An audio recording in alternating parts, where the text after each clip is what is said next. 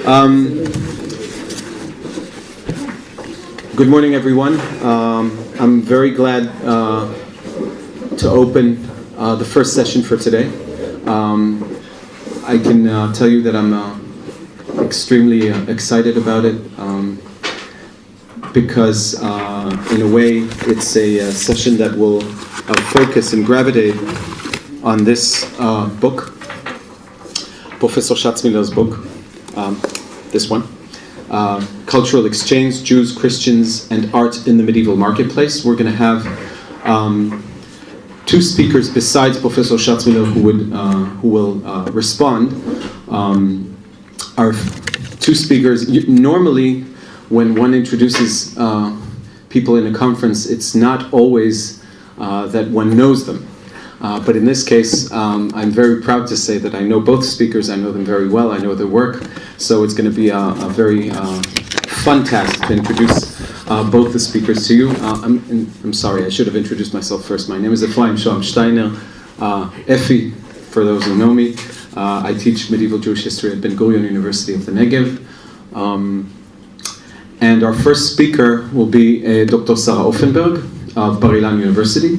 Sara Offenberg is a lecturer at the Department of Jewish Art in Bar-Ilan University and at the Department of Arts at Ben-Gurion University in my university as well. She received her PhD with a summa cum laude in the Department of Jewish Thought and the Department of Art at Ben-Gurion University. She published in books and collected articles and in several journals. She's the author of two books, Illuminated Piety, Pietistic Texts and Images in the North French Hebrew Miscellany. They came out with Cherub in Los Angeles in 2013. And Anti-Semitism and the Jewish Response in the Art and Literature of the 13th Century France, which will be forthcoming in Jerusalem with Magnus? With? Yes, it's okay. She's co-editor of the journal Ars Judaica, which I'm sure all of you know and some of you have actually published in. And her research interests are Jewish-Christian relations in medieval art and literature, the image of the Jew in Christian art and literature, German pietists and pietism, Piyut commentary, Hebrew illuminated prayer books, and other matters that she's now working on. I know she's working on knighthood. I'm following her on Facebook, so I get to see all the small pictures. And the title of her talk today will be Two Sides of the Same Coin, Christian Aristocratic Motifs in Hebrew Illuminated Manuscripts, and I'll give you the photo.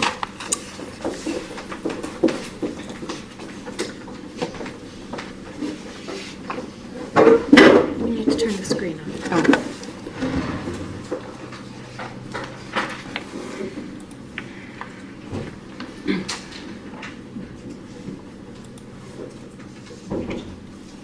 Oh. Hello.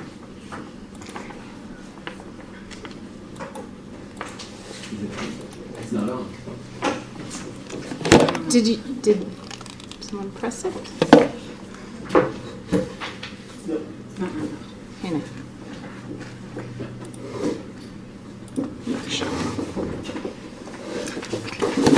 Thank you very much. It's a great pleasure to be here. Jews. Is that too dark for you? No. It's okay. Thank you. Jews in medieval Europe encountered on a daily basis the aristocratic motifs of the Christian milieu that was expressed in Christian literature, theology, drama, and art. In Hebrew illuminated manuscripts made in the 13th and 14th century, we find many symbols adapted from the Christian society, such as hunt scenes, royal customs, chivalric displays, etc. In his recent book, called Cultural Exchange, conveniently here, Joseph Shatzmiller discusses, among other things, the decorated Jewish house from the 1330s in Zurich. The walls are decorated with frescoes of falconry scene and dancing figures, and a register containing 25 remaining coats of arms out of originally over 80, with Hebrew inscription beneath them. The house belonged to Rabbi Moses ben Menachem, the author of the Smach Zurich, a collection of commentaries on Jewish ritual law. A copy of the Smach Zurich, remained in a French manuscript from 1392, where on folio 93b there's a catchword with two coats of arms with a caption to write the name of the city, Lichtov Shem Ha'ir. The choice to adopt the symbol of a city portrayed by the coat of arms is interesting, as we learn of the visual association of the time in regard to the Jewish neighborhood. In this paper, which is still a work in progress, against the background of contemporary textual and artistic evidence, I shall examine two aristocratic features in Hebrew illuminated manuscripts: heraldic motifs of the imperial eagle and knights. I will discuss the dissonance between the imperial eagle and knights illustrated in a negative context, and on the other hand, as a symbol adapted for the self-identification of Jewish individuals and communities, and relate to the broader meaning of this adaptation. In many Hebrew illuminated manuscripts, the iconography and style of the images are closely related to Christian art. But only in rare cases can we actually discern whether the work was done by a Jewish illuminator or a Christian one.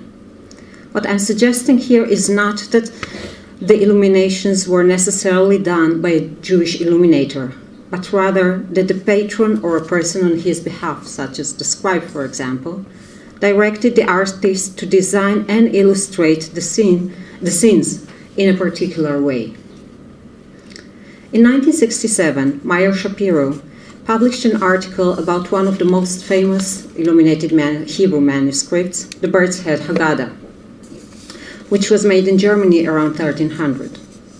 This manuscript is a representative example of a phenomenon common in Ashkenazi illuminated manuscripts from the 13th to the 14th century, in which the characters received zoocephalic forms. Shapiro identifies the bird as an eagle and discusses the connection between the eagle as the symbol of the Holy Empire, of the Holy Roman Empire, and of Jewish identity. He sees the bird's head as that of an eagle, referring to God's fledglings in Exodus, who carried the people of Israel out of Egypt on the wings of eagles. He suggests that the two connotations of the eagle head, the Jews as God's fledglings and as protected subject of the emperor, are not incompatible. Notably, according to Madeleine Kavanagh, the medieval images carried multiple overlapping meanings, and the educated medieval viewer was supposed to see and understand the iconography as multivalent. In his 2004 article, Odd Couples, the Eagle and the Hare, the Lion and the Unicorn, Elliot Horowitz referred to Shapiro's study and discusses the issue raised there of the adaptation of Christian symbols of the empire and their integration into Jewish art. I would like to elaborate on Shapiro's first point, and that is that the Jews in Ashkenaz adopted the symbols of the Christian surroundings and at times altered their meanings to suit their own needs and interpretations. As for the Bird's Head Haggadah, in his book from 2011, Mark Epstein explains that what we observe in the Haggadah are not exactly birds, but rather griffins, hybrid creatures that combine the features of the eagle and a lion. Epstein connects these creatures with the engraved lions and eagles on the tabernacle curtain, following sources such as Jerusalem Talmud Shkalim 8 and Rashi's commentary on it, and providing parallels from several Ashkenazi illuminated manuscripts. After deciphering the nature of the creatures in question, Epstein turns to the meaning of the figures portrayed with these faces, that is, the Israelites, and distinguishes them from the blank faces of the Egyptians, the angels, the sun and the moon, and here we see the angels, the sun and moon.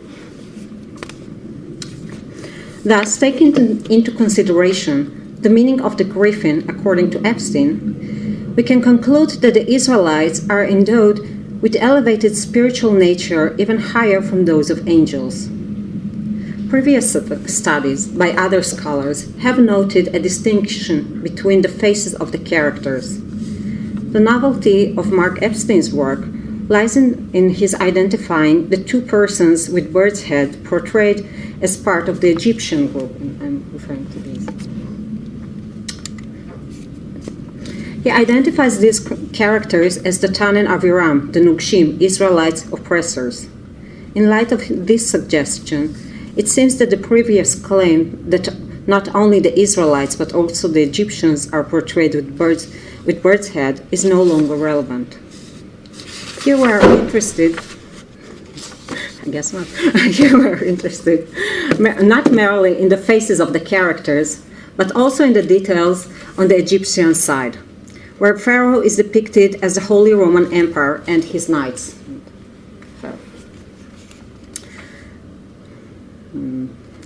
We notice the eagle on the banner of the leading Egyptian soldier and two heraldic symbols of the eagle with wings spread, identified with the symbol of the Holy Roman Empire, are also illustrated on the wagon. According to Epstein,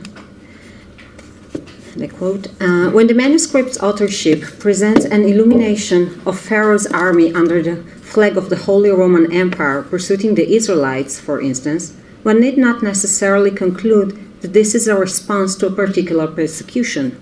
It might represent a climate of pressure felt by the Jews without actual violence having been instigated. Or it might be a type scene proclaiming the inevitable contemporary continuity of historical persecution that surface whenever the historical enemies of the Jews appear in the spirits of the Haggadah own statement. The symbols of the Holy Roman Empire are stressed in this scene, as the black eagle appears once on the flag and twice on the shield decorated the wagon. Moreover, alongside the eagle, we may notice the black and white flag resembling the shield of Lower Isenburg. Now I'd like to focus on a page in the Double Machzor, a prayer book probably made in Esslingen around 1290, where we find some illuminations of nights. Let us take a look at folio 221, where the liturgical poem Avidah Chaminor, Father knew you from youth, for the Day of Atonement is illuminated. The text is framed inside an arch with spires. At the bottom of each column is a lion, and a monkey in the middle is holding their tail. On the arch itself are two dragons, and on the top is a monstrous creature. Gabriel said Raina identified the scene inside the tympanum as the Wheel of Fortune. The columns are decorated with a hybrid creature, and below it a man holding a shield of the Parti Parfait type, half horizontally. The man on the right is dressed in pink and holds a green shield with three crescents, while the one on the left dressed in green and holds a pink shield with three stars like Erbach's, for example. It's not necessarily. On each side, a medallion connects the arch and the columns, and inside it a charging knight mounted on a horse brandishing a sword. And we shall return to that later. I want to focus more on the charging knights. Sarita Lev-Eini discusses a scene of two charging knights in the Hebrew manuscript, the tripartite Machzor, made in the first half of the 14th century around Lake Constance. This scene relates to a historical battle that took place at Mühldorf on September 28, 1322, between Friedrich the Fair of Austria and Ludwig IV of Bavaria. The coat of arms were already recognized by the end of the 19th century in the work of David Müller and Julius von Schlosser, as both shields are included in the Wappenroll, compiled in Zurich around 1330. The Jews were in favor of Friedrich the Fair, and when he lost to Ludwig of the Bavarian, the outcome was that the Jews suffered further legal and financial difficulties. Now let us return and take a closer look at the knights in the double machzor.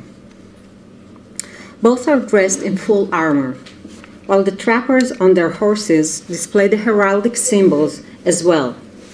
Each knight is dressed in a surcoat, which is a sleeveless garment worn over a mail chain of the Huberg type, i.e. shirt of mail.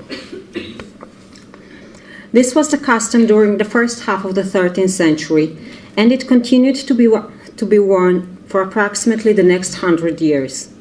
The purpose of the surcoat was, on the one hand, to protect the chainmail from weather conditions, and on the other hand, to identify the men in battle, since the warrior's face were covered by helmets, and the heraldic sign on the surcoat clearly indicates the side to each warrior belonged.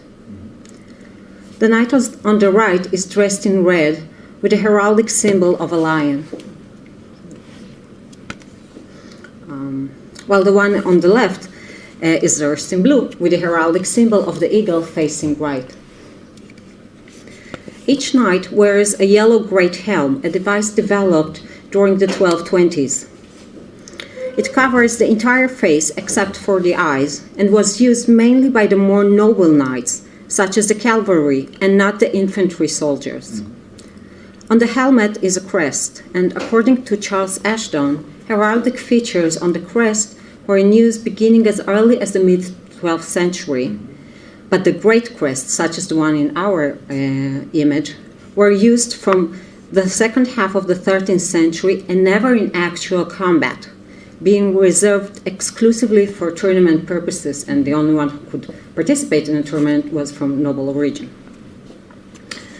I suggest that the heraldic symbols on the knights incorporate both symbols of Rudolf I, Emperor of the Holy Roman Empire, from 1273, and ruler at the time this manuscript was produced, as he died in 1291. We may also notice his symbols on his statues in Speyer Cathedral, and we see here the eagle and the lion. During the reign of Rudolf I, the legal conditions of the Jews deteriorated in some ways, and they were already referred to as serfs of the chamber, serving camera.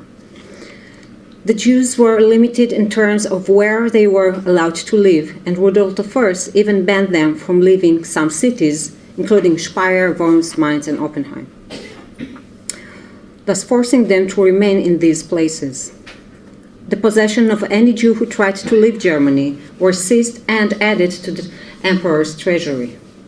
The most infamous incident connected to Rudolf I is the famous capture of and imprisonment of the great Rabbi Maharam of Rothenburg in 1286, where he died there in 1293 when he attempted to leave Germany. We should stress the fact that the scene in the double machzor illustrates a liturgical poem for the Day of Atonement. Elsewhere, I referred to the Jewish-Christian polemic displayed in the illuminated scene for this holiday and the elements of awe and fear in the illumination created for the high holidays. In the Padel Ashkenazi machzor, made in Germany in the 14th century, the eagle is rendered as if attacking its prey from heavens, and it's here. This illustrates the liturgical formula called Nidre, the first to be recited on the eve of Yom Kippur, the Day of Atonement. The eagle could add to the sense of danger reflected in the page. Yom Kippur is the holiest as well as the most frightening day of the year. It is anticipated by the month of Elul and the celebration of the New Year, Rosh Hashanah, when special prayers are recited. The substance of this text is related to the Day of Atonement, and pleas for mercy, salvation, and pardon are repeated. It is interesting that the eagle was adapted by the Jews for their own personal seals in the 13th and 14th centuries. Michel Garel identifies two shields that depict a dismembered eagle in the North French Hebrew miscellany made around 1280. And incidentally, it is the earliest manuscript of the Smak of the Sefer Mitzvot Katan earlier mentioned. Garel addressed the manuscript provinces and identifies its patron as most likely a merchant from the area of Picardie-Artois. He based this assumption on a calendar on folio 542. When the Christian saints and their holidays are written with the attention to the Marshek, that is the marking of the 13 weeks between Christmas and the feast of the Archangel Gabriel. And here we see some censored sentences. The weeks before Christmas are also noted in the calendar, and according to Garel, these weeks all had considerable economic importance. Hence, he concludes that the patron was most likely a merchant, otherwise why would he be interested in such thing in his calendar on personal manuscript. Garel identifies the shields, it's in here, which show the dismembered eagle as reflecting the symbol of the Jru, the street of the Jews, the Jewish neighborhood in Metz, also found on seals from the beginning of the 14th century. Whereas Garel argues that this motif alludes to a certain martyred Rabbi Samson of Metz, mentioned in element in this manuscript, we might also conclude that the shields were meant to recall the city of origin of the manuscript scribe, Benjamin. Thus, we may deduce that the patron, probably Benjamin, as Malachi Beit Aryeh suggests, originally came from Metz, and elsewhere are referred to the close relation between the text and the iconographical program of this manuscript. In conclusion, the eagle may symbolize the threat of the Holy Roman Empire, not only when it appears in an obvious manner, and as it does on the banner in the Bird's Head Haggadah, or the heraldic shield in the double machzor, but also in virtue of its context, as in the illustration also made for the Day of Atonement in the Padu Ashkenazi machzor. On the other hand, Jews adopted the imperial eagle as a sign of their street or even as a personal seal, thus implying that they too were of noble status in the German lands and part of the Holy Roman Empire. And to end with the concluding remarks of Joseph Shatzmiller, page 166, the quote, indeed, the movement of values from one civilization to another is a very common phenomenon. It would be practically impossible to identify a society that is hermetically sealed and lives in its own self-sufficient universe. Thank you.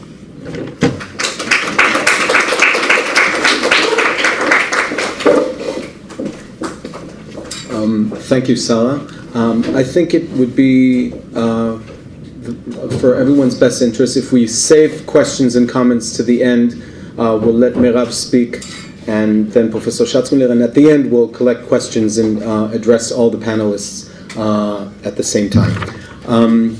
Thank you for a great talk. Our next speaker is Dr. Merav Schnitzer-Maimon of Tel Aviv University. Merav is a historian and research fellow at the Goldstein-Goren Diaspora Research Center, who's hosting this conference in Tel Aviv University, and part of a research project dealing in the Jewish neighborhood in medieval Europe, the reason why we're all assembled here. She was a scholar in residence at Brandeis University and did a postdoc at the EPHE at the Sorbonne. Her academic interests are combining medieval Jewish history, gender and cultural studies, and the title of her talk today is something that she's been working on for a while, and I've already heard bits of it. The Key of the Treasure, Cultural Exchange in Women Adornments in the Medieval City. And of course you can hear from the title that she is, again, resonating issues that came up in Professor Shatzmiller's book. So, Merav, please. Thank you very much. It is I'm continuing the summer lecture from Paris. Okay. I have to see.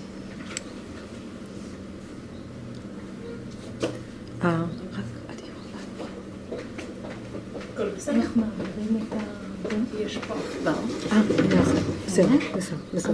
אולי כדאי לכוון את זה. Okay. Okay. In a list of silver pledges owned by a medieval Jewish family, there was a specific object that caught my attention. It was a silver key. This key was owned by a Jewish family from Winchester, England, in the 13th century. It was mentioned in Professor Shatzmiller's recent book, Cultural Exchanges, Jews, Christians and Art in the Medieval Marketplace. Here.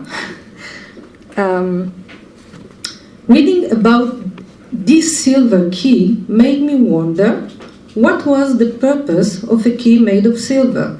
Why was it in the pledges list? And how is this key related to the subject of this lecture, Cultural Exchanges and Women's Adornment in the Medieval City? I started to figure out part of the answers when I discovered another silver key, this time an existing object. This key was owned by a medieval Jewish family from Colmar, Alsace. Here's the map. Alsace is just over there.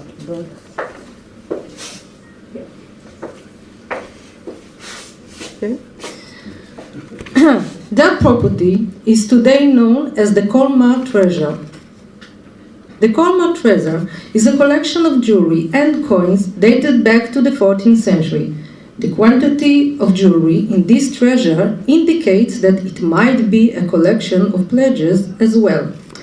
The Colmar Treasure became part of my academic interest when I found a correlation between halachic description of jewelry and some of the jewelry present in this treasure. It was the same with the key. Its shape and material follow the halachic descriptions of Rabbi Simcha of Vitry from the 12th century. This is the key. The key is small, almost 5 centimeters. It has a small hole through which one could insert a chain or a needle and connected it to a garment. And as mentioned, it is made of silver. Now you can see the silver. It was clean. This is the recent picture. You can see the silver on the right. This part of it.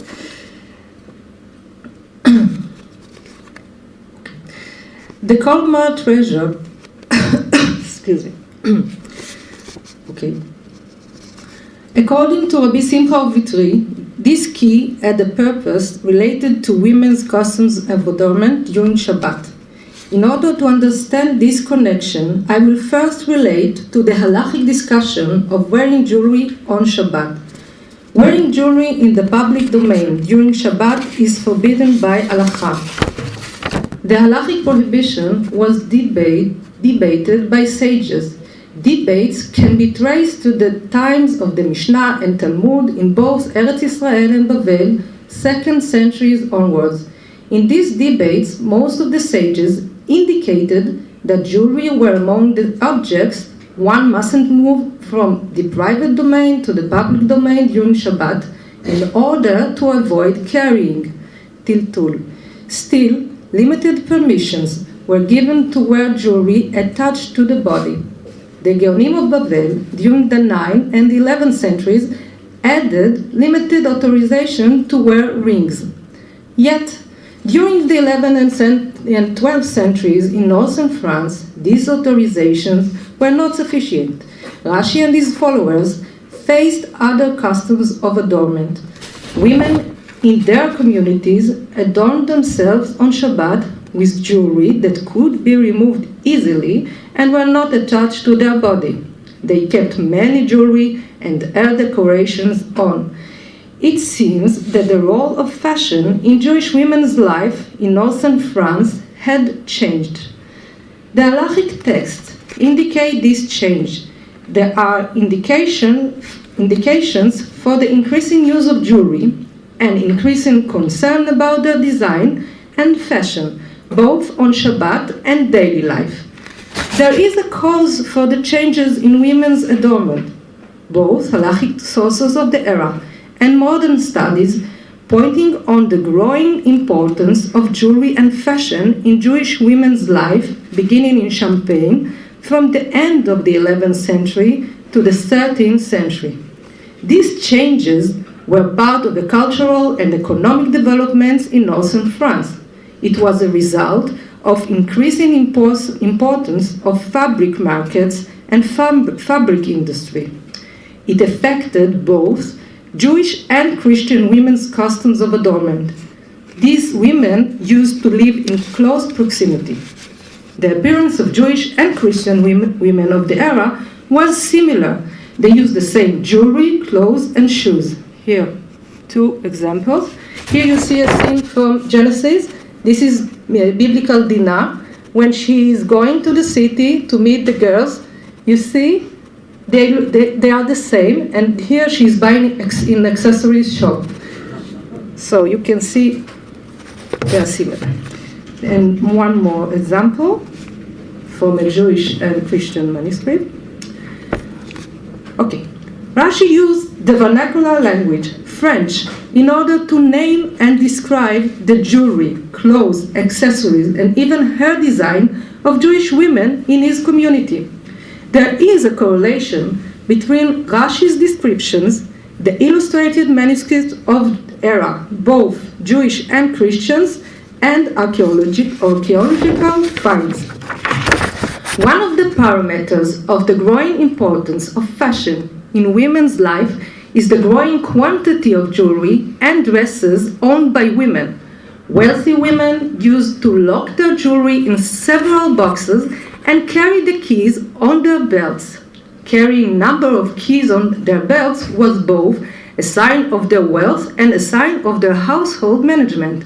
It was the same for Jewish and Christian women. But Jewish women couldn't take their keys out on Shabbat. It was forbidden, since these keys were daily objects. On the other hand, women couldn't leave these keys at home. Some servants took advantage of the absence of all family members and stole from the boxes. According to halachic sources, mainly from 12th century in northern France, Jewish women found an interesting solution. Women used to lock a number of boxes and then took all the keys and locked them in a single small box. The last box had a special key. It was made of silver or gold. Women wore this key as jewelry, usually attached by a needle to their garment. This key became a unique object used on Shabbat, only by women. By doing that, women actually turned this key from a daily object to jewelry. The key was designed as ornament, not as a regular key. Here you can see the regular key and the key from Colmar treasure. It was made of silver or gold, and women used to wear the key attached to the upper part of their body as a pin brooch or on a necklace. I believe that women's choice to use these keys as jewelry helped the sages to find a halachic approval for wearing keys on Shabbat. Sages compared the key worn by women in their communities to the golden key worn by the Tana, Rabban Gamliel. Rabban Gamliel, who lived during the 1st century, used to carry his golden key in his hand on Shabbat. In the Tosefta, it is a gold key ring, like this. The halachic sages who lived in northern France during the 12th century referred to the custom of Rabban Gamliel as a model in order to authorize women's customs of their time. But I'm not sure women in their communities related to Rabban Gamliel as their role model, while choosing to wear their keys. I believe that Jewish women who lived in the medieval communities in northern France were simply following the model of fashion of their time. During the 12th century, the most common jewelry worn by Jewish and Christian women was the brooch. It was actually part of the garment and kept it closed, like this. You see the gold one here. Brooch's size, design, and its material indicated on women's status. Owning and wearing a silver or golden key attached as brooch was a status sign of medieval woman. It was also a safer place than the belt. Here we have an example. Here's usually they got it here. Jewish women's choice to wear their silver key on the upper part of their body had one more explanation.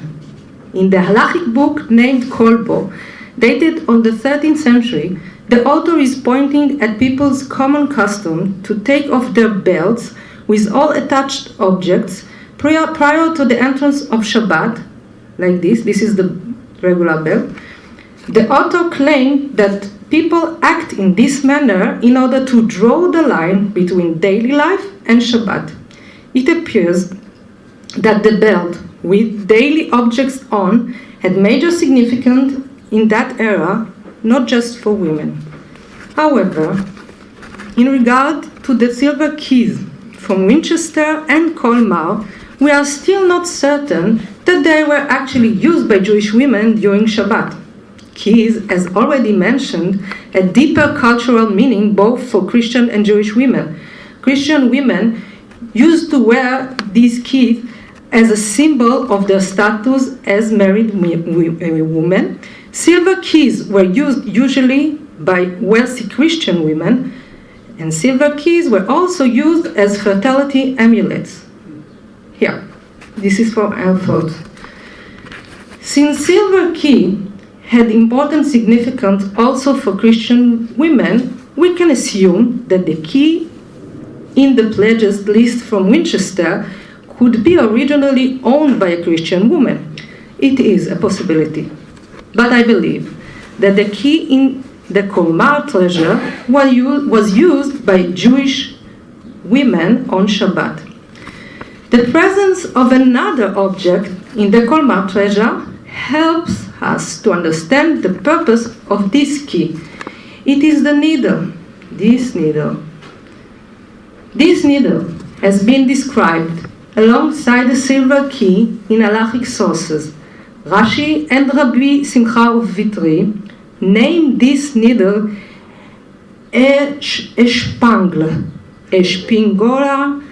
This is a spangle is the French medieval name for needle. It's similar to the modern French. Okay, this needle is special since it has no hole and it is made of silver. It was used as jewelry, usually to close the garment like a brooch. During Shabbat, it was used also in order to hold the silver key attached to the garment. Following these details, we can conclude that wealthy Jewish women in northern France adopted wealthy Christian women's customs of adornment in both manners. First, they wore jewelry in a fashionable Christian way in daily life and on Shabbat, even when it contrasted halacha. Second, they used Christian women's silver key in order to solve a halachic problem. By using the key as a jewelry on Shabbat, Jewish women gave these keys a Jewish signification. It is interesting to note that Jewish women kept the rules of halacha when they related to keys, but they didn't really keep the rules of halacha while wearing other jewelry during Shabbat.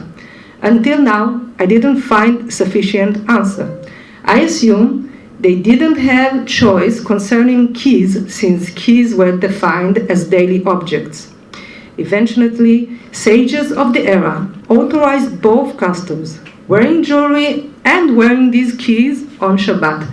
Actually, by doing that, they turned wealthy women's customs, which lived during the 12th and 13th centuries, into halachic rules for the next generations. Halachic sources note on problems raised by following these rules. Many Jewish women couldn't afford themselves silver or golden key. The main solution that was found was a key covered with silver or gold. Still, the place of wearing the key attached to the upper part of the body was strictly kept. Merav of Rothenburg, who lived at the end of the 13th century, insisted that the only authorized way to carry key on Shabbat was to follow the customs of women, meaning wearing key as a brooch or connected to a necklace only at the upper part of their body, not on the belt. To conclude, I would like to claim that the two silver keys mentioned in this lecture, the one owned by a Jewish family from Winchester, mentioned in Professor Shatzmiller's book, and the one I found in the Colmar treasure, can serve as an evidence of a unique Jewish jewelry. Silver key can be defined as a unique Jewish jewelry since Jewish women chose to wear it on Shabbat for a certain halachic purpose. The time and place of wearing it created its Jewish signification. The silver key of the Colmar treasure is to date the only known existed sample of these keys.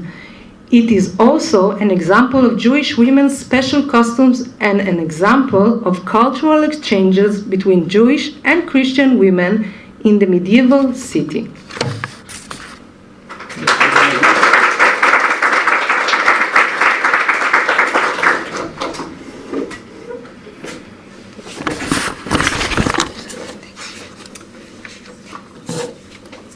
Thank you, Merav. Thank you also both lecturers for being punctual and timely. That would leave us good time for discussion at the end of our concluding lecture for this session. I'm sure we all have questions and remarks, and we'll save them for the end. Our final speaker for this session would be Professor Yosef Shatzmiller, the author of the book that was mentioned more than once during this session. Professor Shatzmiller is a smart family professor of Judaica at Duke University. He's been holding this position since 1994. He's the author of numerous books and articles, and I'm not going to read the entire list. I'm just going to highlight 3 of his publications, which I'm sure everyone in this room is aware of. The last book, Cultural Exchange, Christians and Jews in Medieval Marketplace, came out with Princeton last year in 2014. Jews, Medicine, and Medieval Society, which is personally my favorite because I used it a lot during my fundamental research in the PhD. And Shylock Reconsidered, Jews, Money Lending, and Medieval Society, his seminal study from the archives of Provence about Jewish money lending in that region. And the title of the talk he will be giving today, responding to the 2 previous talks, is German Jews and Courtly Culture of the Time. So, Professor Shatzmiller.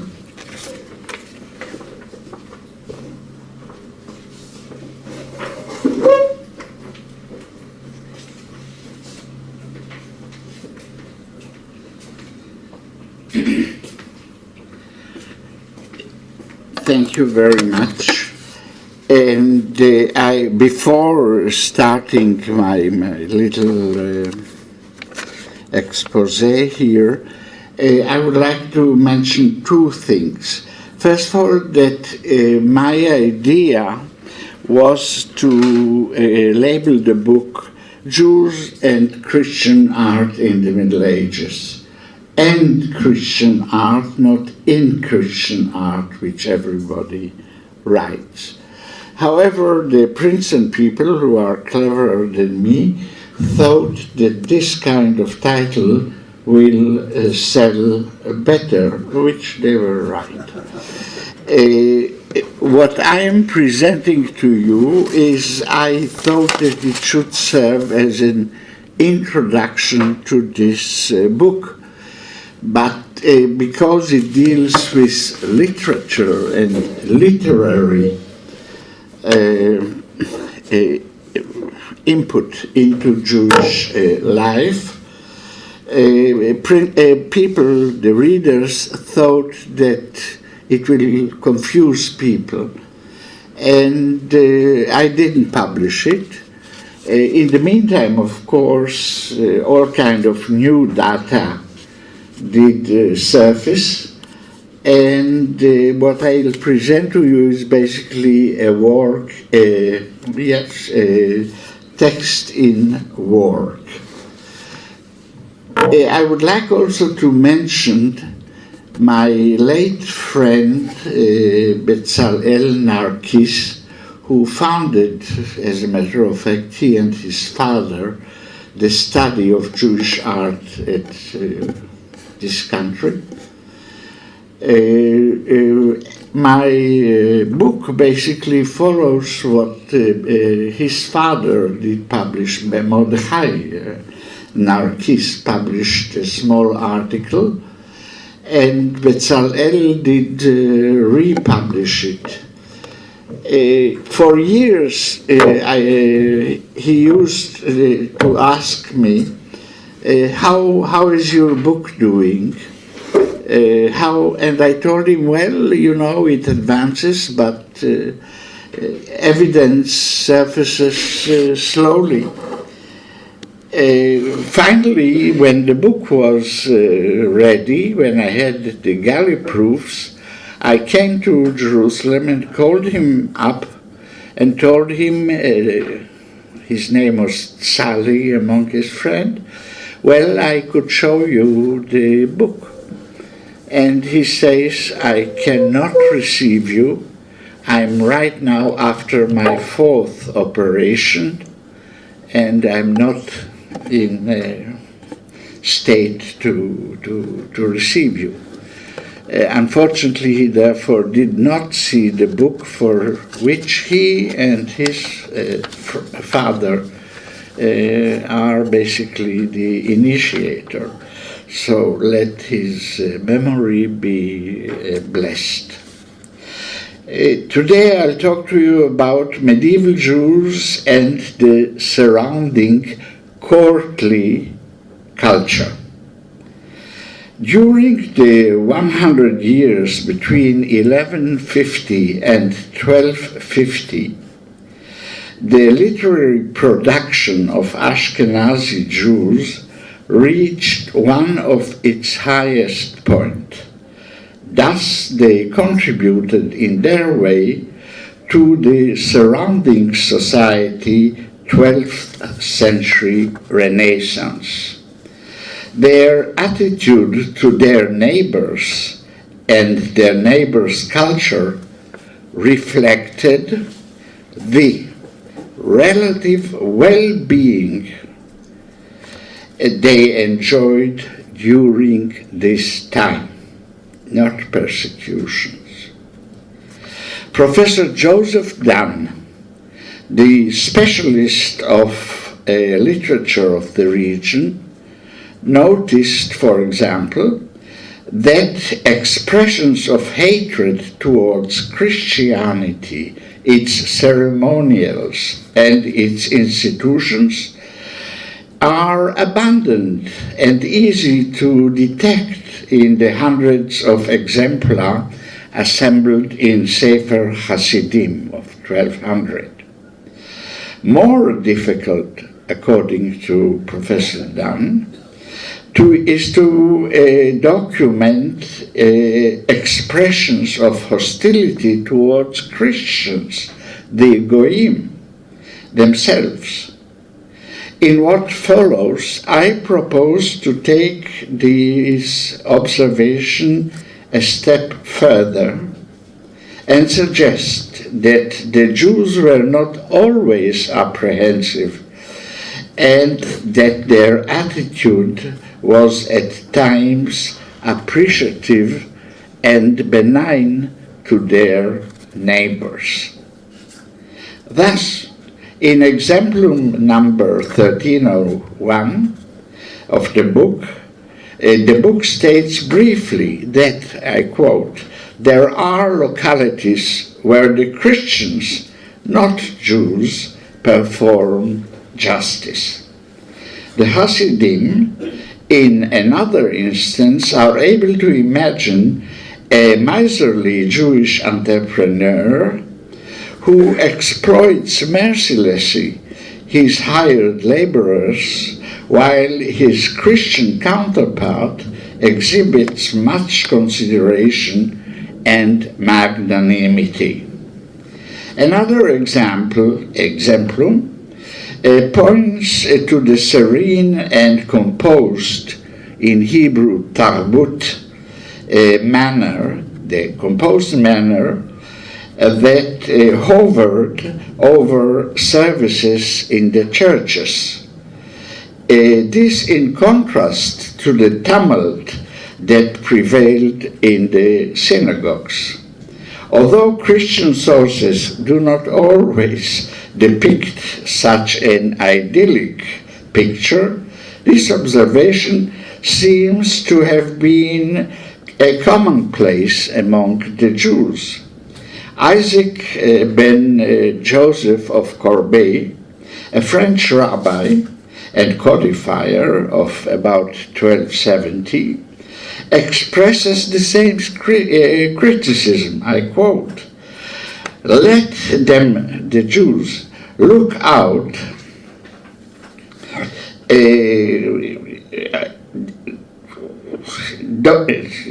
those Jews who during the prayers in the synagogue talk nonsense and engage in silliness and levity.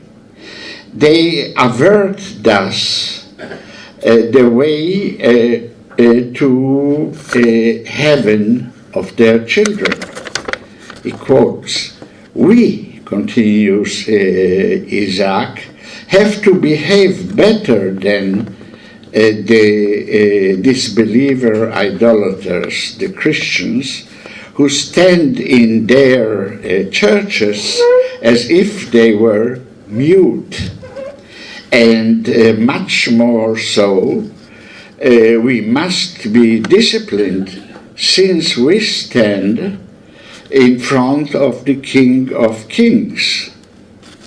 And they, by the way, in Beit, I believe, Tarfutam, although the dictionary says Tarputam, it is the Trafim, the famous Trafim. Since Jews were permitted to keep precious documents and objects for safeguard in churches, and were going in and out at times during the services, they were exposed willy-nilly to the behavior of their neighbors. Most of all, much of inspiration came to the Hasidim from the code of honor of Christian chivalry. And here I join you. Thus, in the 13th century, one would recall, the 13th century, one would recall, was the high point of chivalric prestige, their golden age. Jews paid attention to their customs and their rules of the chivalry. Acquaintance with customs and rules of tournaments is demonstrated, for example, in the biblical commentary of the Hasidim Pa'aneach Raza.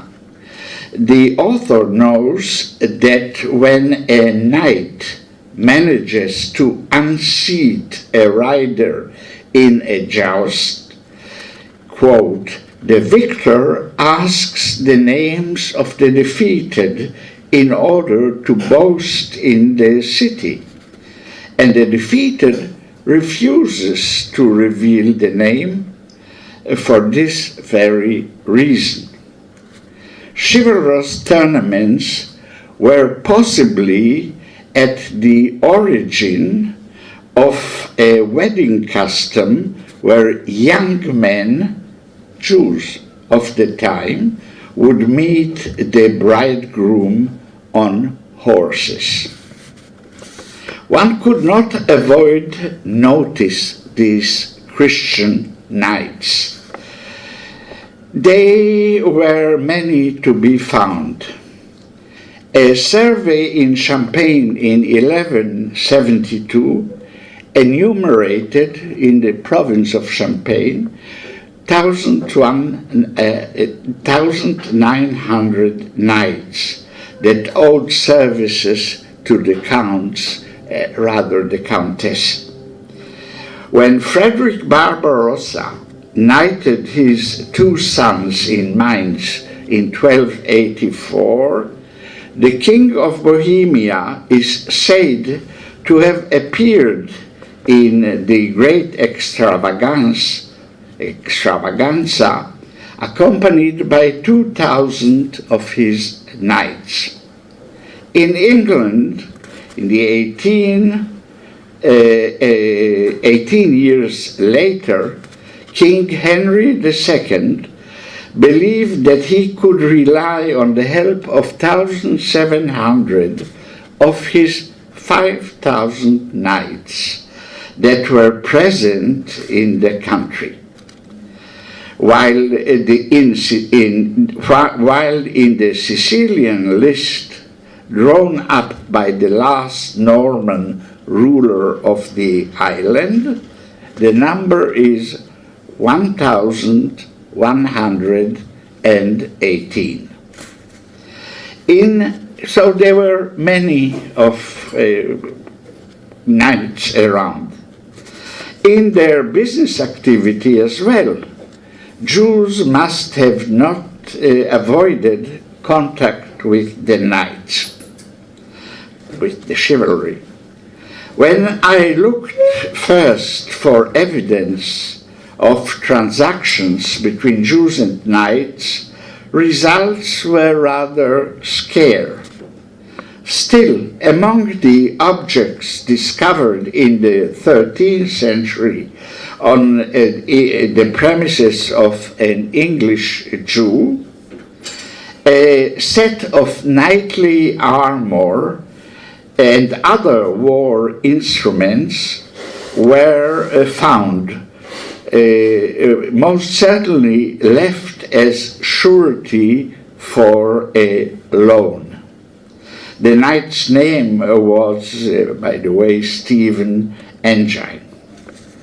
Things took a turn for the better when going over records in the early 14th century Hebrew daybook of the Jewish Burgundian Bank of Vesoul. It was not implausible to think that had I looked at other such daybooks and explored them most extensively, knightly paraphernalia in greater numbers would have surfaced. Among many thousands of documents in the archives of Frankfurt that Isidor Krakauer spent a whole lifetime recording, there is evidence of many hundreds of military wear deposited with the Jews against loans. While much of this weaponry may have been deposited by members of the burgher class, many may have been used as collateral by members of the chivalrous society. Now, chivalry could have been and could be identified by external appearance, by dress and sartorial splendor. In the mid-13th century, the legal code Las Siete Partidas of King Alfonso X of Castile, made elegance part of the law of the realm, and I give the partida. Subject to church unhappiness, the knightly fashion enjoyed nevertheless much success and quite expectedly percolated down to lower levels of society. Jews did not fall behind, and some of them at least joined the trend. As early as 1120, the chronicler of Trier, Joseph, the chronicler of Trier, tells of a converted Jew, Joshua by name, who was living happily under the spell of the prevailing mode. He was a physician who was held in great esteem by the bishop of the diocese.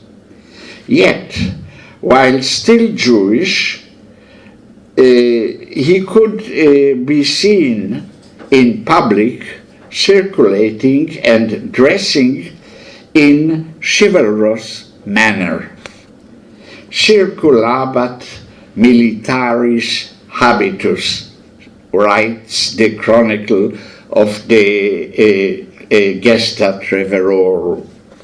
Habitus could mean either manner, as Haberkamp wants it, or dress, as I think it could go for dress as well. The Hasidim could not contain their dismay over such fascination with knightly elegance. One of its exemplars stages a possible confrontation in the synagogue between two individuals regarding the issue of mode and elegance. One of the two wears small shoes, possibly also pointed, the way dozens of medieval illustrations depicts them. One of them becomes a target to scolding of the other. Why are you walking in a courtly manner, chatzranut, in the likeness of knights, parashim? I insist because the Hebrew can help us date the text to about 1180. He asks in fury, why are you dressed like a knight? In yet another exemplum, the haircut and dress of non-Jewish style are cited. Mentioned in particular is the fact that righteous Jews would not wear, quote, strangest habits, and that they would not cut their hair in a non-Jewish manner labeled, employing Talmudic terminology, komi ubrovit. Just let me find. Transgressors who are dressed, komi ubrovit, who are cut their hair. Transgressors are just mildly reprimanded in Sefer Hasidim. The authors assure us that God blesses the faithful for their virtuous performances. However, this quest to follow worldly fashion becomes quite alarming. This is obvious from one of the ordinances announced by the synod convened in 1220, a Jewish synod, of course, only 3 years after Judah Hasid, the author, major author of Sefer Hasidim, died. He died in 1217. The assembled dignitaries of the Rhine communities in the synod warned, I quote, no one shall have a commi, long haircut, after the fashion of non-Jews. Neither should he use a razor or similar instrument to shave his beard. To emphasize the gravity of the situation, they add, I quote, "We undersigned have decreed with the scroll of the Torah in hand that no child of the covenant, namely Jews, shall dress after the manner of Gentiles." Judah, in his booklet devoted to arithmetical manipulation of Hebrew letters, gematriot, this kind of nonsense, proposes a way to treat the matter. As individuals of this kind who dress the non-Jewish way, by carrying so much of their blorit, actually become evildoers, they should be deprived of the privilege of being called to the reading of the Torah in the synagogue. This critique notwithstanding, the Hasidim could not hide their admiration, or the admiration they shared with the rest of the society for the knighthood that still reaped the fruits of martial glory. Its authors revered the exemplary courage of the nobility, their loyalty, and their pride. This high regard is found in several exemplars. I'll quote 2 or 3. And also briefly in an independent booklet that Israel Tashma, the late Israel Tashma, published, Zecher Asa Lenifleotav, where it treats knights, chivalry, who follow their lord in war. Once they are killed, what reward can their lord award them with? And still they volunteer to serve. In the above mentioned exemplar, the issue is a bit more elaborated. I quote, "The knights who go to war to expose their powers, they do not turn their back and escape from the menace of the sword, and they are ashamed to run away. They are killed and wounded only by reason of avoidance of disgrace. As well, they do not get any reward when they die in war. Like the biblical Job, they do not expect any compensation." Their example, or this, the other exemplum, repeats the essence of the previous one. They do not it for the sake of honor and avoid shame. The message converted is that Jews, in particular the Hasidim, should learn a lesson from this kind of behavior.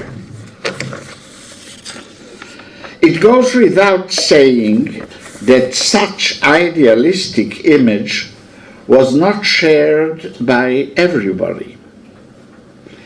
As for volunteering The laws of Saint Louis, for example, of France, in the establishment of 1273, pronounce another point of view. They took it for granted that a military service of 40 days was part and parcel of the feudal obligation of servitium debitum.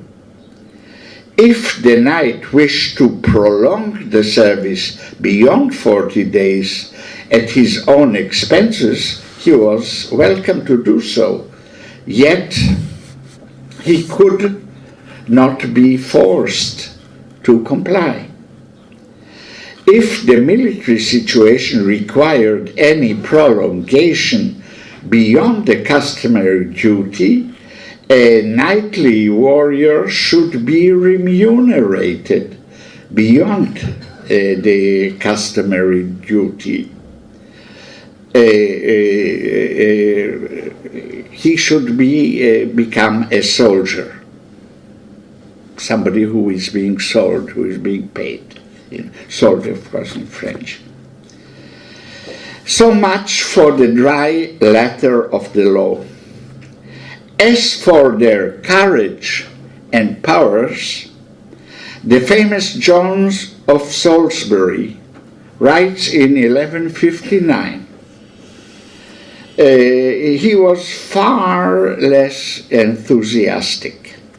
Quote, "When it comes to the issue of an actual battle, they, the knights, will send ahead their servants into the fight, while they themselves, to save their skin, trail behind the rear guard." The same way, by the way, that the British handled the war. They sent the Australian, Canadian, Indus to fight, and they were behind them. Courageous nation. This critical view was endorsed by many luminaries of the time, such as Odoric Vitalis, Alain de Lille, William of Tyre, here in Palestine, Bernard of Clairvaux, and many others. It may have to do with, the critique of the nobility may have to do with the failure of the Second Crusade in the mid-1140s. The fact that our Jewish sages expressed themselves otherwise in the last quarter of this very century may have to do with a wave of optimism that swept the West at the eve of the three crusades that were to follow and to fail, as a matter of fact. And the fact that Richard Lionheart scored some success in fighting Saladin. Some success, not great success. However, our authors may have been seduced by the message of literature that flourished these years in these regions. It is impossible to exaggerate the influence of the vernacular literature of the 12th century and even the 13th century in consolidating chivalrous mythology. I say mythology and not history. An avalanche of heroic epics known as the Chansons de Geste, of which some 80 were written prior to the year 1200, inundated the literary world. Most notably, the Chanson de Roland which was followed by a very large series of adventures attributed to William Guillaume of Orange. These and other epics hailed the exploits, gesta, of heroic warriors assistant to Charlemagne, their exemplary courage, their readiness to sacrifice their lives for the sake of honor. Also of considerable popularity in the 12th century was a series of epics known as the Alexander Romance. Based on the 2nd century Hellenistic panegyric, it included a section known as the Historia de Praelis, probably Pro-Elis.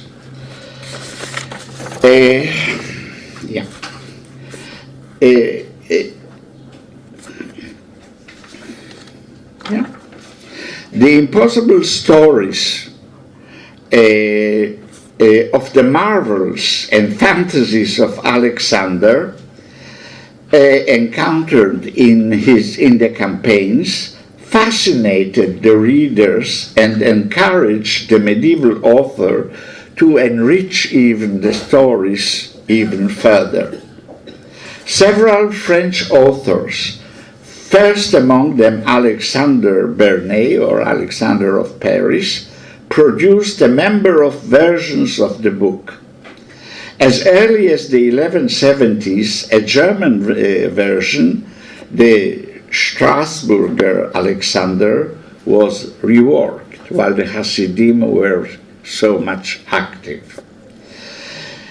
From this literary chaos, the Macedonian conqueror emerged as the supreme model of knighthood, not only the emblem of courage, but also the epitome of generosity.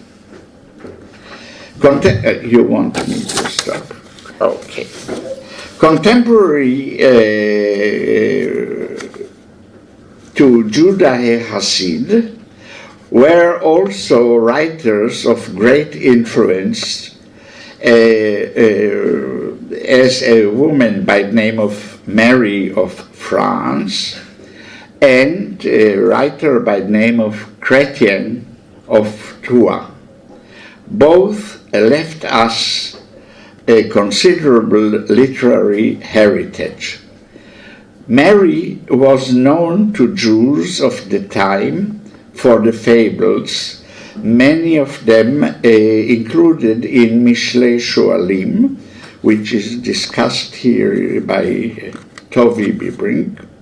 She is important for our discussion, as we'll see later on. Chrétien, I give the whole story of it. He was not translated to the Hebrew, but influenced that much.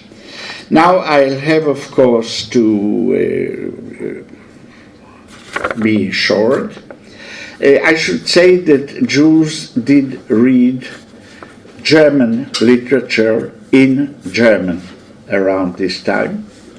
I should say that the first, or one of the first documents that was published from the Geniza of Cairo is one of a page of one of the epics that I just mentioned in French. And Jews did read in the language of the time. I should also say that Jews translated Arthurian literature into the Hebrew. We have some, at least 4 or 5 such literary works. And that when translating this literature, which dealt with adultery, with illegitimate love, with all kind of dirty stuff. The translators were kind of careful. They manipulated whatever is church and Christianity. This one they didn't include. But whatever is sex and the like, they left in. They knew what their beautiful Jewish public wants to read. Romance and love, and this I'll finish more or less. Romance and love were not cultivated only in written stories, but also in troubadour and trouvères, and we do have them too. I won't go into details, but to tell you that very recently a new diskette with such poetry was published by Madame Colette Sirat. I listened to it. I didn't understand very much. It'll take much time, or it'll take time for me to see what it is all about. This interest in love and in sex had to do with the fact of the establishment of the cities. Because the Renaissance of the 12th century, which we all admire, was based on the fact that agriculture produced more than society needed. There was an excess, and therefore part of the society could engage in city life. As far as the model of marriage, these people who escaped the villages and came to the cities found themselves free, this is true, but also isolated. The model of marriage where the parents establish a marriage was changed by a marriage in which your eyesight and your imagination established the marriage. We have such documents in, at least one beautiful document in Hebrew, which describes a situation in which a young couple comes to the parents and say, we would like to get married, as we all do today. The parents say to the boy, to the man, we rather throw our daughter to the river than let her marry you. Still, they got married. This is the background of the romance, which is part of the whole culture that I tried to describe. So I thank you very much.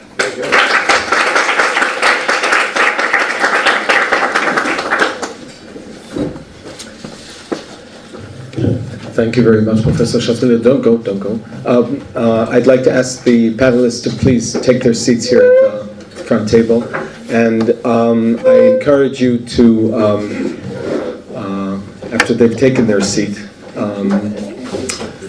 to ask questions and make and give your comments about the three fabulous papers that we just heard. So I'm opening the floor for questions, please.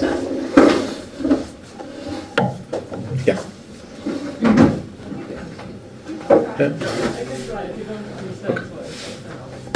I would like to ask something to Merav, to your presentation. Do we have any kind of evidence of reactions from the Christian side about the brooch and the Jews wearing this?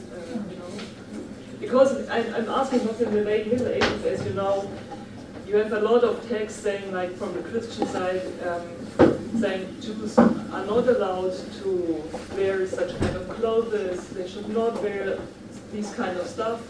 So maybe, but this is 200 years earlier, but maybe you have some kind of reaction, just not maybe negative, but in any kind. If you have. Please go ahead. Unfortunately, no. Turn it on. Turn it on. Just למעלה, להרים את זה למעלה. בדיוק. הופ. לא, אני חושבת שזה בצד אחר. טוב? אופס. זה כבר... צודק? זה כן על און. אוקיי. זה אמור להיות? לא? לא? לא יודע. Hello? No. Do you hear me? Yeah. Go ahead. Can you hear me? Okay. Unfortunately, no. But maybe I'm in the process of this research. But no, I didn't see רק שנייה. if someone will find something, I would be happy to get it. But I believe that if I will look for it, I will find it. It is very interesting. There is a reaction. There is. There are connections and they are reacting. Christian people reacting to women's adornments, Jewish women's adornments. So I believe that there is something somewhere. Thank you for your question. זה עבד הבוקר. Yes. Other questions? Comments? Yes, please. Rachel. Just wonder if you know the Kufaneto of the Israel Museum collection. Do you know the Kufaneto? A small box that was locked by a key, such that keys will show you that piece of the box. And it's used by women in the 15th century in Italy. So you may know this box because this is another part of the custom used. Thank you. I don't know, but I saw some boxes in Cluny Museum in Paris from the same Jewish box? No, but actually we can't really know. Sometimes Jewish women use the same boxes with the same elements, and so we can't really know. But thank you for the question. It was studied by Mordechai Narkis and with Hebrew inscriptions and Hebrew illustrations relate to a Jewish woman because it's the mitzvot Chana. You know, so I think it's... Thank you. Thank you very much. Nomi and then Raina. Just to relate to what Rachel has just said, there is a German box that has been identified by Chaya Benjamin in the Stiglitz collection of the Israel Museum as a jewelry box. It is quite small, and I assume it is not a jewelry box. It's got all the right phrases from Eshet Chayil on it, and it's from Germany. So you might have to... For the keys? I assume it's for the keys. It's missing the key. No, the keys, because yes, definitely it's for the keys. It's definitely for the keys. Okay. Definitely. It's very small and therefore probably not meant for jewelry. We know the size of jewelry of that period. 2 pieces of jewelry would somehow fit in, maybe 3, but not more than that. So I'm assuming, since the inscription is from Eshet Chayil, I'm assuming it's for the key.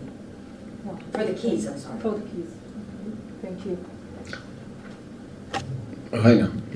Yeah, we're mentioning now all these boxes. If I'm not mistaken, maybe this is the same box I was thinking about. This is the box what you've been mentioned, but it's an Italian box, 15th, 16th century.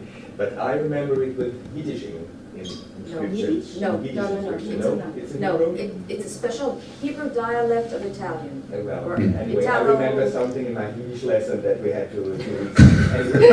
Anyway, No, it says something like Kamicha or something like that, so it's definitely maybe more there is also Italian. another box. So you see there are a lot of boxes you can now also do your research on. But I have another question for Sara. You mentioned in your presentation a manuscript from Metz. How do you know that this Hebrew manuscript is from Metz? And please tell me once again from where this manuscript is. It's not from Metz. It's the scribe probably came from Metz. It was made in northern France. And why do you know that this scribe is coming from Metz? In one of the laments, he wrote a lament on Rabbi Samson of Metz. So, and because of the shields of the dismember, Eagle. The eagle on the shield. That's not my work. That's Michel Gorel already identified this. from the area of Metz, the Jewish neighborhood in Metz. Yeah, I'm asking this stupid question. From what century it was? It's 1280. I'm asking these questions because out of our theory research, we still have a problem that there is not a Jewish community in Metz after Tatnu, let's say to the end of the 13th century. And so I'm always wondering if there is something out of Metz, if there is nothing, but this is sort of more than Yes, yeah, there was a small community there, and some of them were. Oh, okay. Yes, Micha, please. I want to continue with the question of Sara. All the talks were amazing, really. I'd like to hear more about how you understand Jews adopting imperial signs or other signs. And I want to throw in here another source that might relate to that. Heraldry is very close knitted with seals. Mm-hmm. And Galil mentioned that. Yeah. And if we look at seals from the Middle Ages, you have all these signs, including the most common are the star and the moon, and then the German ones have the imperial eagle, and you have the lion as well. And here it's personal attribution. People identify with this as their personal marks. Well, that's what's fascinating in my view, because from the one hand, it's the bad guys. Sometimes the emperor, it's not exactly the most cozy people for the Jews. But on the other hand, well, they live in their own neighborhood. They see it, and as Professor Shatzmiller already mentioned, the shivering atmosphere, they wanted to adapt that. So it's a dissonance, and I think it's more of, we want to be like the society, the other society, but we're different. So they are playing with this game of, well, we all wear modern clothes, but some of that modern clothes, but we are distinguished by other things. So that's how I see it. It's they adopted both sides, good and bad. Yes, please. Yeah. I would like just to add to it. I suppose in a synagogue here in Tel Aviv you have the flag of Israel and the flag of Maccabi Tel Aviv. In America you have the flag of Israel and the flag of the United States in the synagogue. In Canada it's the flag of Canada and Israel. Amazingly, for the Middle Ages, you do have in synagogues the coat of arms of the place where people think. Of course, you know it for the Toledo synagogue, which is full with it, but we have even mentioned for Aragon that the Aron HaKodesh had on it the coat of arms of Aragon, and therefore, and then you have it in a million manuscripts. I think there's a love-hate relationship that we have to try and define it more closely. In the sources that you talk about, the admiration of knighthood, and then, but we could be better than them. You have exactly this dissonance between the attraction, Christianity to power, and the trying to alienate yourself from it. And this is a fine line we have to define how it works in different societies, closer, rabbinic, social, every other level. Yeah, you're right, and this, by the way, brings me to the answer of your first question, kindly. Of course, the church was very unhappy about the fact that Jews have and possess all kinds of objects of church and the like. Very happy about the priests who let themselves go. By the same token, the Jewish rabbis were not happy about the fact that Jews are giving out books to be painted by Christians and the like. But by the same token that you don't have absolutely to believe the church, you don't have absolutely to believe the Jews. The rabbis had their point of view, but society behaved in another way. It's not necessarily the same thing. It's one of the great mistakes, because we do have a lot of rabbinic stuff, and we do have very little secular stuff. This is the importance of the Jewish art, for example, for us as historians. Indeed. Professor Wolf and then Chana. I'm sorry, I apologize for coming late. Construction on Route 1, I can't be responsible. I'm struck by Professor Shatzmiller's presentation, and the first thing, and as he was speaking, it occurred to me that one of the great conundra of Jewish art history is why the wicked son in the Haggadah is always portrayed as a warrior, as a knight. Later on, he becomes a Dutch dandy, whatever you want to call it. But the question always was, who is that? I always understood it to be a matter of that was the ultimate form of apostasy. But according to what you're saying, that could be a quiet, not so quiet polemic against the kind of adoption of Christian norm. Well, more than that, of feudal or even aristocratic attire or behavior by Jews. Certainly, the Jews follow the myth of the society. I should tell you that by the time that I was talking in, the feudal military service was not good enough for nobody. You had to have soldiers. You have to pay in order to have enough soldiers.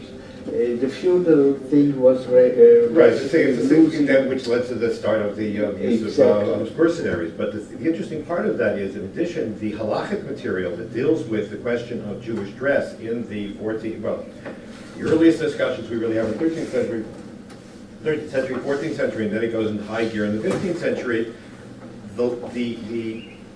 The minimum of what's allowed, especially in Germany, 14th to 15th century, no Jews in France to speak of for our purposes, are very, very low. In other words, the level of tolerance, or at least of the rabbis, for looking,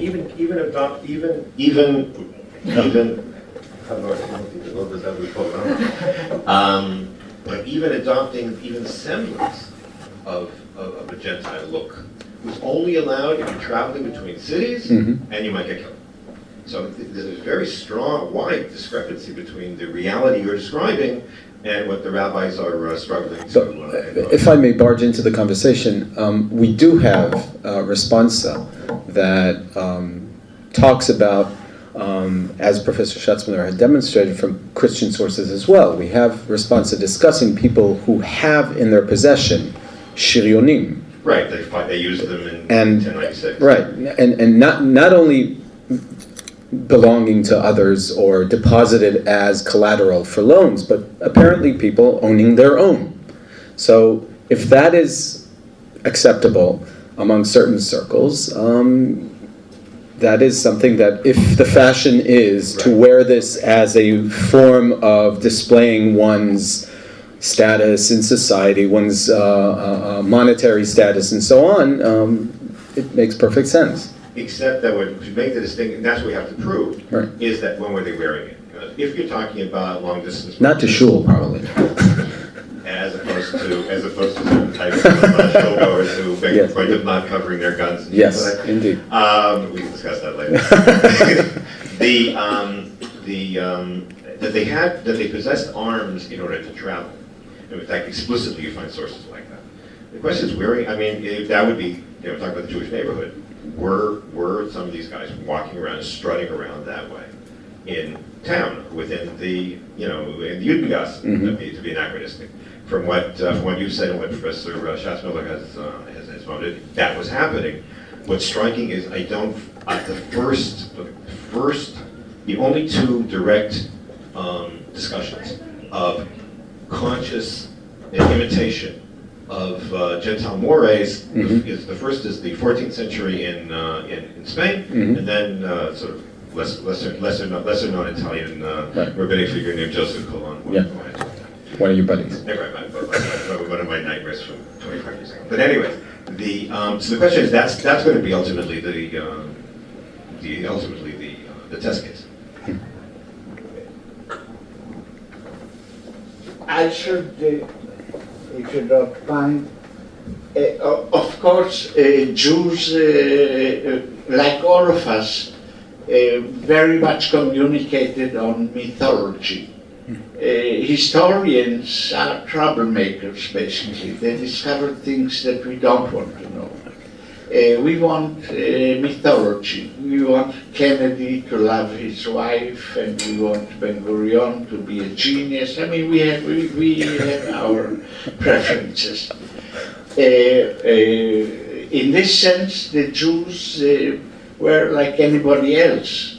While the nobility really was, in a way, in a bankruptcy, the mythology was another thing altogether. What I am fascinated, which is parallel to what these two excellent ladies found, is literature.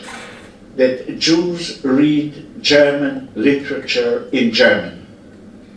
The rabbis, of course, were unhappy. Sefer HaAgudah, of about before the Black Death, says in so many words that the Jews are reading in German.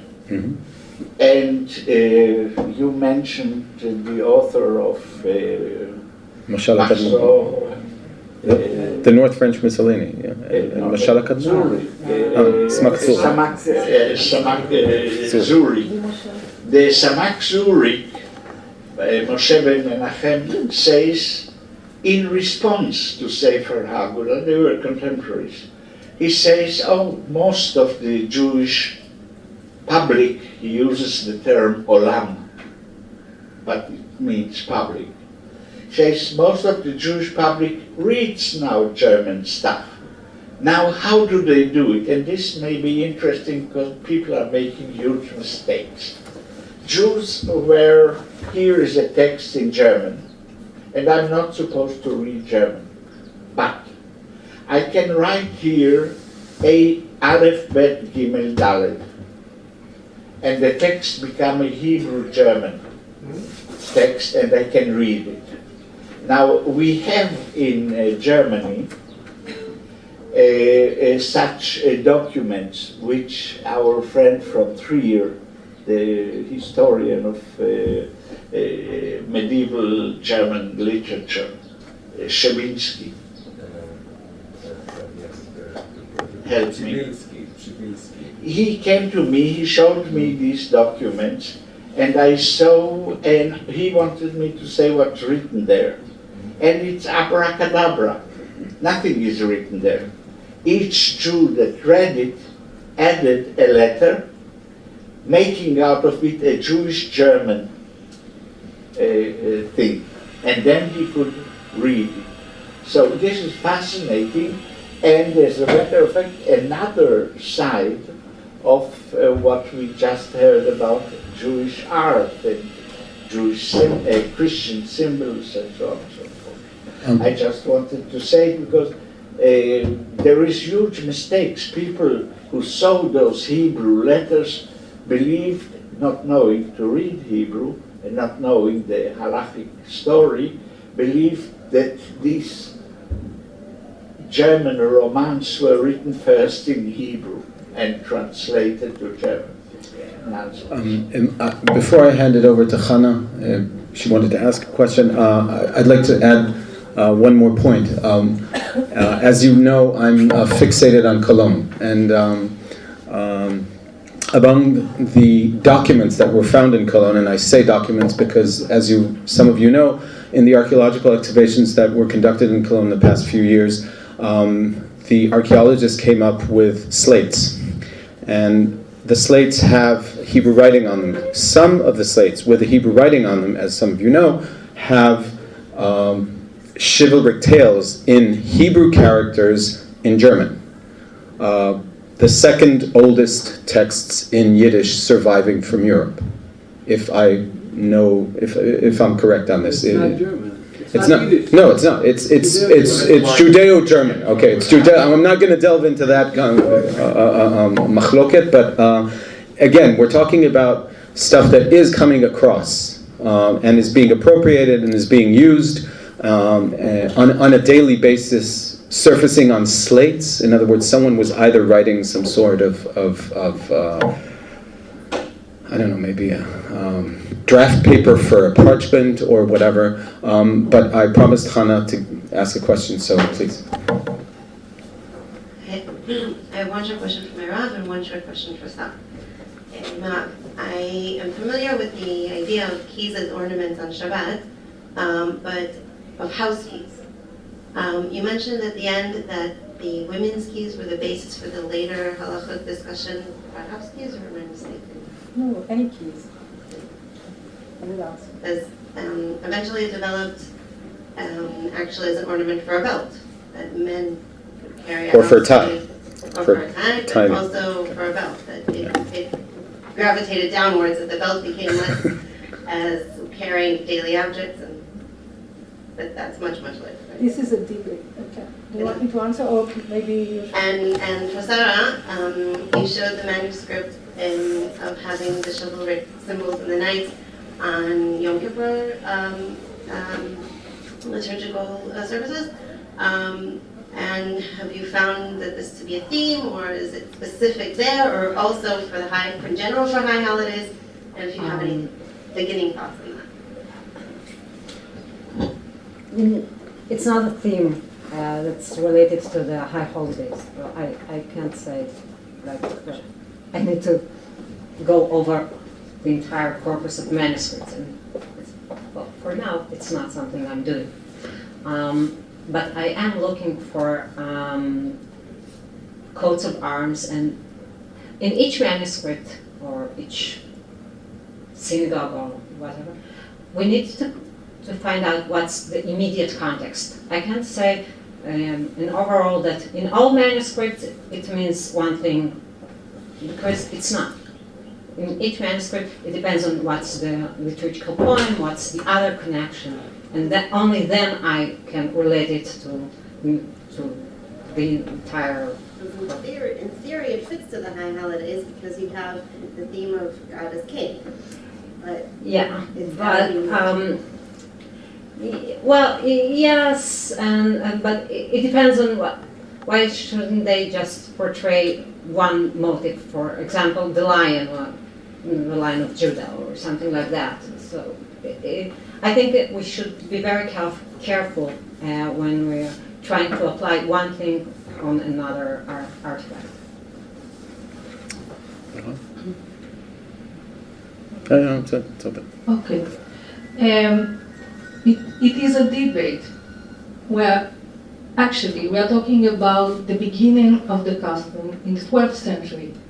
Wealthy women who lived mainly in the area of Champagne and in the France started this custom. They were not able to go out with the key on their belt. Okay, this is the origin. And then, so Rabbi Simcha Vitri, Rashi, and others said, okay, this custom will be authorized, and this will be the rule of halacha, to put one silver key here. But then it was debated. So what? If you're not wealthy, what are you going to do? And can we use copper, small copper key? It was debated. We can find this in Smag, Sefer Mitzvot. They said, okay, just put one silver point on the copper key or something that will relate it to jewelry. So, but Merav of Rothenburg said in the end of the 13th century, no, just silver or covered with silver or golden or covered with gold here as a gold, because this is the custom of women. So it was a problem, yeah. Two last questions, yes. Lior and Lili. For Merav, in connection to the halachic question of carrying on Shabbat,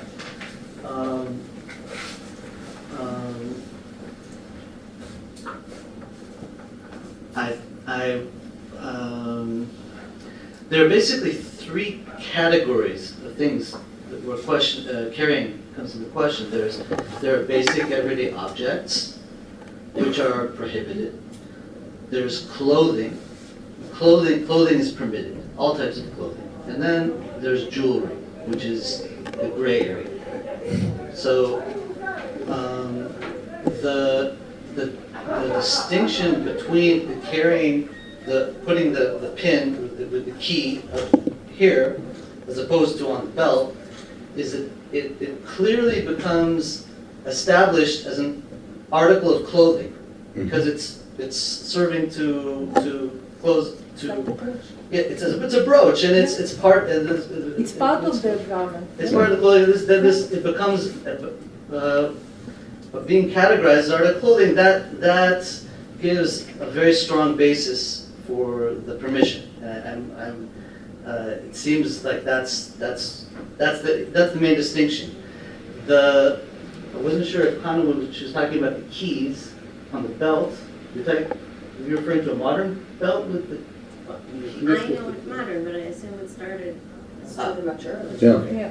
But hanging such a key on the belt is not clearly. That's more of a gray area, because it's not clearly functioning as an article of clothing. No, it doesn't mean it's the class of. Right. Yeah, that's the modern. Yeah. That's the modern, right? But I don't think that's what they were doing.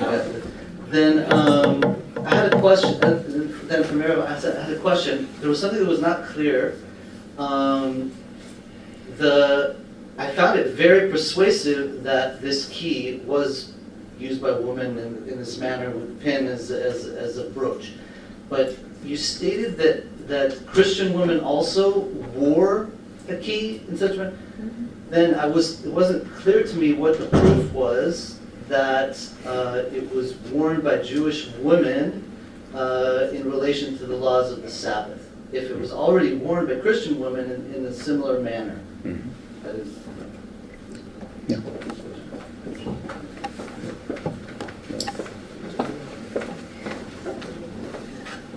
Yes, thank you. Yes, actually Jewish women wore it the same. Wealthy women, they didn't wait for Shabbat in order to decorate themselves with a silver key, because it was a symbol of wealth and fertility, amulet, as I said, and more. But at the moment they chose to take these silver keys as just a jewelry and put it on Shabbat, and in this halachic way of view as a solution for a halachic problem, that turned the key to a Jewish object. The time, the place. This is what I really stated in my lecture. Not the key as a key.